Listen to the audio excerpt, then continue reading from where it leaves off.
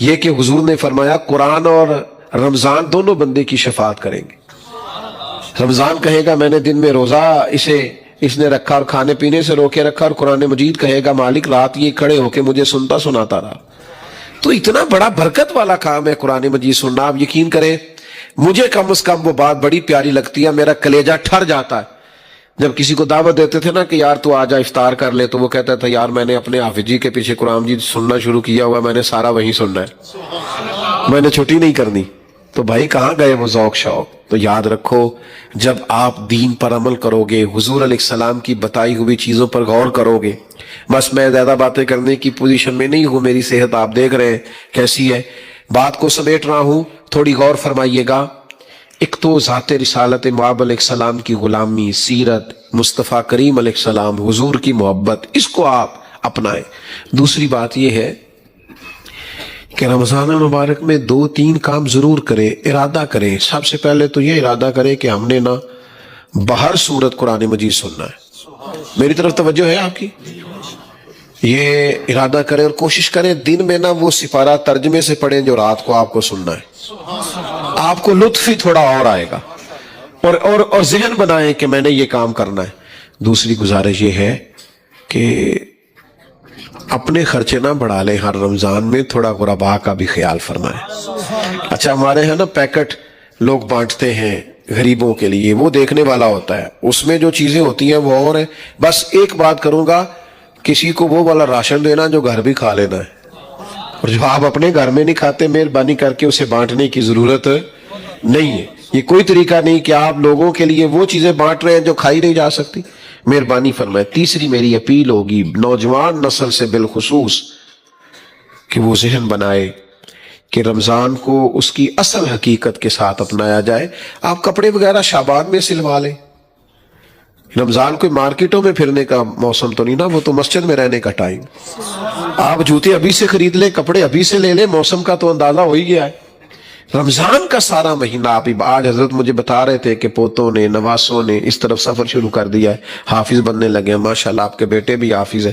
تو یہ جو نونہال بچے، کم عمر بچے قرآن مجید یاد کرتے ہیں، ان سے ہمیں سبق لینا چاہیے نا کہ قرآن مجید بڑا مہربان ہے، چھوٹا بچہ بھی یاد کرنا چاہے تو اسے بھی یاد ہو جاتا ہے۔ تو ہمیں کوشش کرنی چاہیے نا، آگے بڑھنا چاہیے۔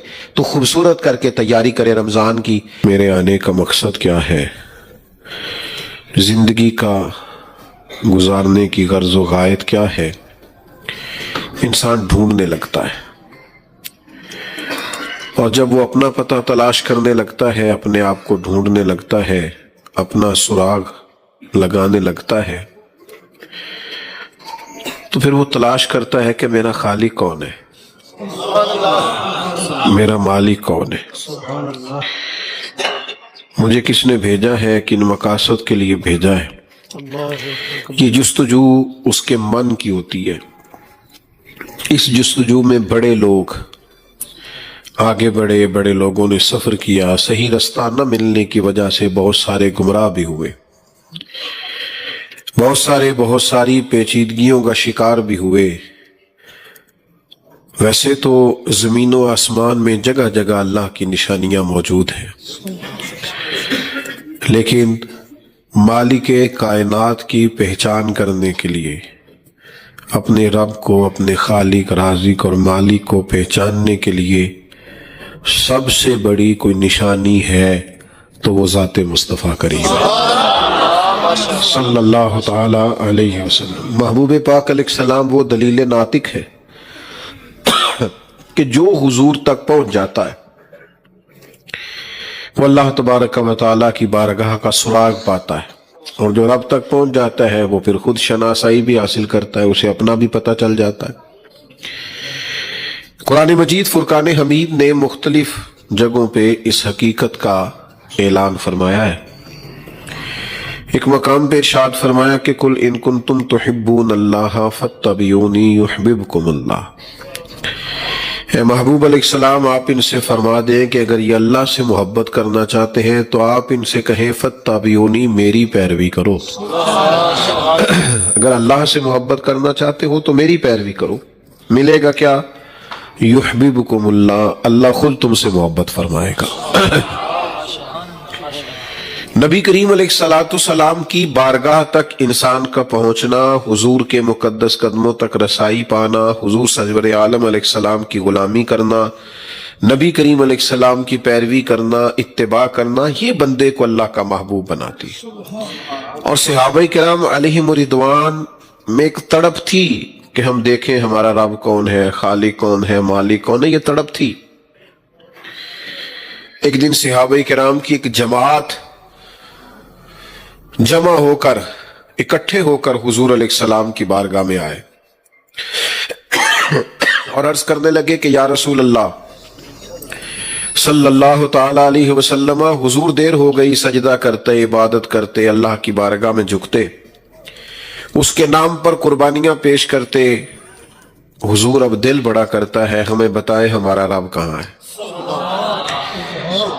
ہمارا اللہ سے ملنے کو دل کرتا ہے، اس کی زیارت کو جی چاہتا ہے، بتائے ہمارا رب کہاں ہے. اور یہ طلب نہ بندہ مومن میں ہونی چاہیے، یعنی اس کا دل کرنا چاہیے کبھی اے حقیقت منتظر نظر آنا لباس مجاز میں، لاکھوں سجدے تڑپ رہے ہیں میری جبین نیاز میں.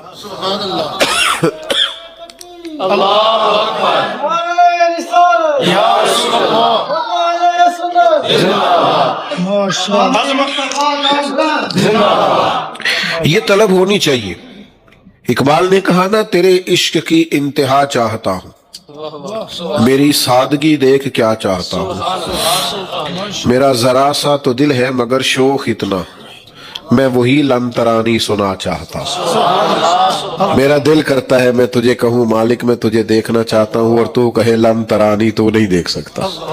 ذرا سا تو دل ہے مگر شوق اتنا، میں وہی لن ترانی سنا چاہتا ہوں. اور پھر کہنے لگے بھری بزم میں راز کی بات کہہ دی، بڑا بے ادب ہوں سزا چاہتا ہوں. یہ تو میں نے سب کے سامنے بول دیا. حضور نبی کریم صلی اللہ تعالی علیہ وسلم بیان فرماتے ہیں، حضور فرماتے ہیں تم میں سے جس کا رب سے ملنے کو جی چاہتا ہے نا، اللہ بھی اس کی ملاقات کو پسند فرماتا ہے، اللہ بھی پسند کرتا ہے اس سے ملنا. تو اللہ کی بارگاہ تک جانا، اس کی رسائی پانا، یہ بندہ مومن کے دل کی تڑپ ہے. تو صحابہ جمع ہو کے آئے، یا رسول اللہ صلی اللہ تعالی علیہ وسلم، ہمیں بتائیے ہمارا رب کہاں ہے. تو قرآن مجید نے فرمایا وَإِذَا سَأَلَكَ عِبَادِي أَنِّي فَإِنِّي قَرِيبٌ. اے محبوب علیہ السلام، جب میرے بندے آپ کے پاس آ کے میرے بارے میں پوچھیں تو ان سے فرما دے میں ان کے قریب ہی تو ہوں. یہاں ایک نقطہ علماء نے یہ بیان کیا ہے کہ محبوب جب آپ تک آ گئے تو پھر میں قریب ہی تو ہوں. خدا کا یہی ہے در، نہیں اور کوئی مفر مکر، جو وہاں سے ہو یہیں آ کے ہو، جو یہاں نہیں تو وہاں نہیں. تو نبی کریم علیہ السلام کی بارگاہ ایک ایسی بارگاہ ہے کہ حضور سید عالم علیہ السلام تک جب کوئی رسائی پائے گا، حضور کی سنت کو اپنائے گا، شریعت کو اپنائے گا، آپ کے مقام کو سمجھے گا، آپ کی عظمتوں، بلندیوں، رفعتوں اور شانوں کو دیکھے گا، تو اللہ کی بارگاہ تک پہنچ جائے گا. اللہ کی بارگاہ تک رسائی پانے کا کامل، مکمل، اکمل طریقہ ذات مصطفیٰ کریم ہے صلی اللہ تعالی علیہ وسلم. نبی پاک علیہ السلام کی ذات، جس نے بھی اللہ کی بارگاہ تک رسائی پائی، اس نے حضور ہی کے صدقے پائی. جیسے جیسے کوئی حضور کی بارگاہ تک پہنچتا گیا، وہ اللہ تک پہنچتا گیا. ویسے بھی صوفیان ہے نا، جو تصوف کی اصطلاحات بیان فرمائی ہیں، تو ان میں صوفیاء کچھ اس طرح کی اصطلاحات بھی بیان فرماتے ہیں کہ بندے کا چلنا اللہ کو ڈھونڈنے کے لیے، اس کی معرفت پانے کے لیے، یہ مقام نفی ہے.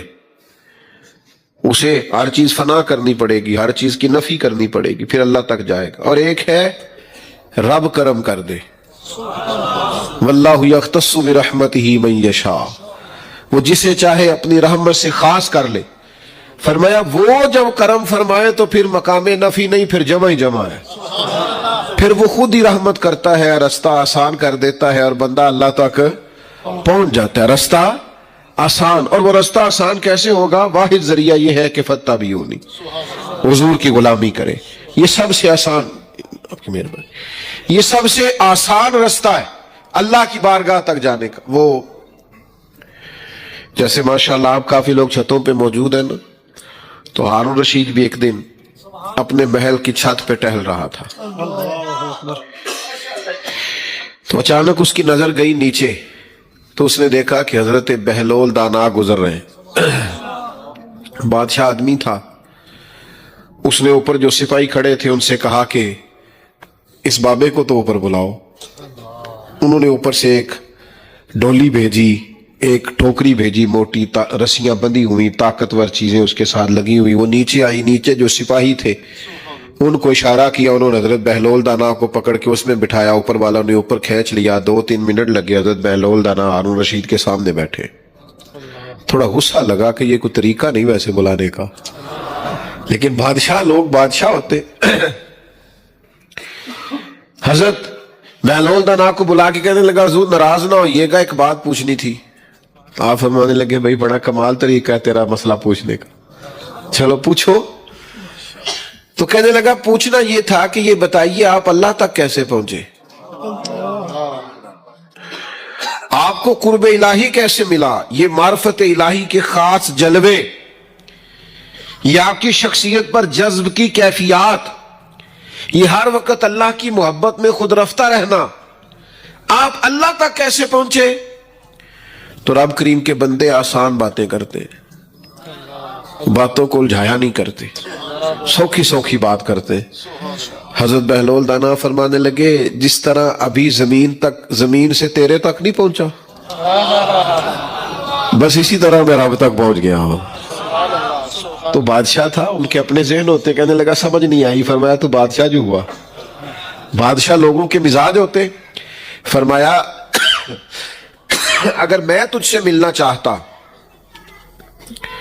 تو میں ایک درخواست لکھتا کہ مجھے تجھ سے ملنا ہے، پھر میں کسی وزیر کے سفارشی سائن کراتا، پھر تو مجھے کوئی ٹائم دیتا فلاں دن آ جانا، پھر میں لائن میں لگتا، پھر میری باری آتی، اور باری آتی تو پتہ نہیں تیرا موڈ کس طرح کا ہوتا، تو بات سنتا کہ نہ سنتا۔ جب میں چاہتا تو پتہ نہیں کتنا وقت لگ جاتا، جب تو نے چاہا ہے نا۔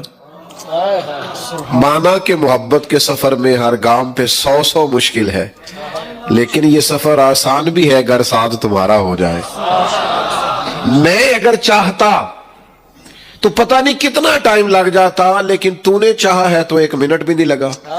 بلا مثال و بلا تشبیہ، صرف سمجھانے کے لیے حضرت بہلول دانا فرمانے لگے میں رب تک جانا چاہتا، پتہ نہیں جا سکتا تھا کہ نہیں، اسی نے کرم فرمایا ہے، اسی نے مہربانی کی ہے، اسی نے رحمت کی ہے، اپنی بارگاہ تک بلا لیا ہے۔ تو یاد رکھنا اللہ کی معرفت کا واحد راستہ رسول کریم کی ذات والا صفات ہے۔ جو جتنا حضور کی معرفت پاتا جائے گا، جتنا نبی کریم کی بارگاہ تک جاتا جائے گا، حضور کے اقوال کو پڑھے گا، احادیث کو پڑھے گا، اسوہ حسنہ کا مطالعہ کرے گا، نبی پاک کی سنت کو پڑھے گا، حضور علیہ السلام کے بتائے ہوئے رستوں پر چلے گا، درود پاک پڑھے گا، سیرت کو پڑھے گا، جتنا حضور کی بارگاہ کے قریب جائے گا اتنا اسے اللہ کی معرفت سمجھ میں آئے گی، اتنا وہ خالق اور مالک کو پہچانے گا، اتنا اپنے آپ کو پہچانے گا۔ جتنا رب کریم کے حضور کے قدموں کے قریب ہوتا جائے اس پر بڑی ساری چیزیں کھلتی جائیں گی۔ ہم نا ادھر ادھر سے سکون تلاش کرتے ہیں، دائیں بائیں سے حقیقتوں کو پانا چاہتے ہیں، الجھے سے لوگ دیکھتا ہوں میں، بکھری بکھری سی باتیں کرتے ہیں، وسوسوں کا غلبہ ہے، پتہ نہیں یہ ٹھیک ہے کہ پتہ نہیں وہ ٹھیک ہے، پتہ نہیں یہ بات درست تھی کہ پتہ نہیں وہ درست تھی۔ لوگ فکری تناؤ کا شکار ہیں۔ اعلیٰ حضرت بریلوی فرماتے ہیں ایک ہی حل ہے، ایک ہی، فرماتے ہیں ان کے در پہ آ پڑو، حضور کی بارگاہ تک آؤ، نبی کریم کے حضور حاضری دو۔ یہ وہ بارگاہ عالی مرتبت ہے جہاں سے تمہارے ہر سوال کا جواب بھی تمہیں مل جائے گا، ہر قسم کا سکون بھی ملے گا، اللہ کی معرفت بھی نصیب ہوگی، کرم بھی ہوگا، رحمت بھی ہوگی۔ اور یہ آپ سمجھ لیں، دیکھ لیں کہ جو بھی حضور کی بارگاہ تک گیا ہے نا وہ رب کو پہچان گیا، وہ پہچان گیا، اسے معرفت الہی حاصل ہو گئی۔ حضرت عبداللہ ابن سلام رضی اللہ تعالیٰ عنہ بڑے عالم تھے، तौरात जानते थे, इंजील जानते थे, ज़बूर का मुताला रखते थे। ये जो लोग पढ़े लिखे होते हैं ना, इन बेचारों के ज़हनों में सवाल बड़े होते हैं। तो बात की बात है ना कि साद किताबा साद वरक दर नार कुन, रूए दिल रा जान में दिलदार कुन, मुश्किल काम है। लेकिन पढ़ा लिखा होने के बावजूद इंसान किसी एक जगह क़याम करे और उसे इत्मीनान नसीब हो, ये अल्लाह की अता है। ये दुनियावी पढ़े लिखे की बात कर रहा हूं।